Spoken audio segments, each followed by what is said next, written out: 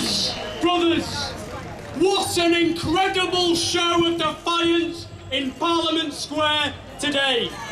Friends,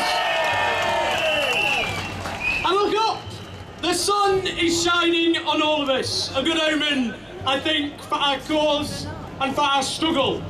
But friends, by turning up today, we have made a commitment. We have made a pledge.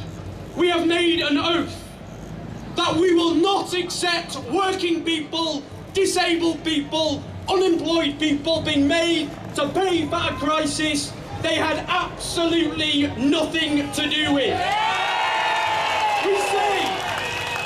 We say this, we will not accept the wealth of the top 1,000 people doubling in 5 years, whilst living standards fall for the longest period since Queen Victoria sat on the throne of this country. We say this, we will not accept blame and responsibility being deflected from those at the top to people's neighbours down the streets, unemployed people, immigrants and public sector workers. But we say this as well, and friends, this is so important because there's so much fear out there.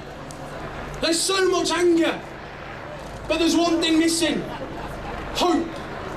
And what happens when you strip hope away? UKIP happens. Now friends, they posture as the anti-establishment party. It's comical, it's beyond satire.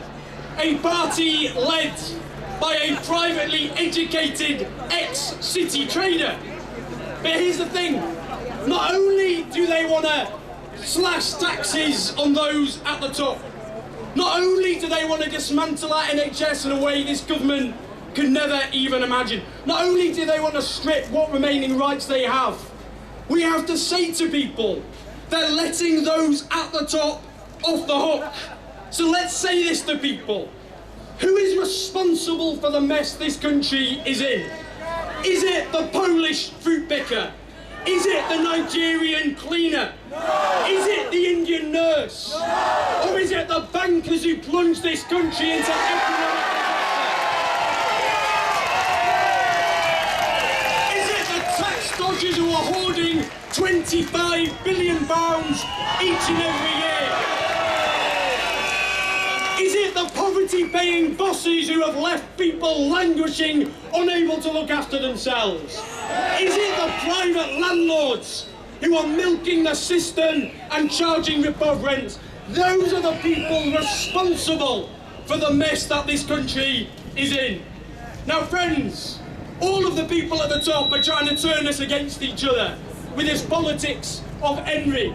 So we must have a message of hope, of courage and of solidarity. That is what today is all about. Now friends, not only have they failed on their own terms, they've added more debt in 4 years than Labour did in 13. They've said they'd wipe out the deficit, they'll be lucky to get through half. They've given us the longest, worst so-called economic recovery since the 19th century. But that's not what this was about. This was an excuse to push policies they always wanted to get away with. The handing off of our NHS to their tax-dodging private healthcare firms, the dismantling of social security, the attack on workers' rights. But friends, this is the country they are building, a country where most people in poverty are in work, earning their poverty day after day after day, where millions are stuck on social housing waiting lists, where there's an army of zero-hour contract workers and the self-unemployed, and where 1 million people are now dependent on food banks. This is the 6th richest country on the face of the earth, and the poorest people supposedly we can't feed. So let's have this message for everybody in work, no ifs, no buts, a living wage. That instead of lining the pockets of private landlords with housing benefits, let councils build housing and control our rents. Instead of leaving people with job insecurity, create hundreds of thousands of renewable energy jobs, tax justice, public ownership of our banks and utilities. And let's learn from our ancestors. We stand on the shoulders of giants, the Chartists, the suffragettes, those who felt for workers' rights. It is not for us to let everything our ancestors fought for be stripped away.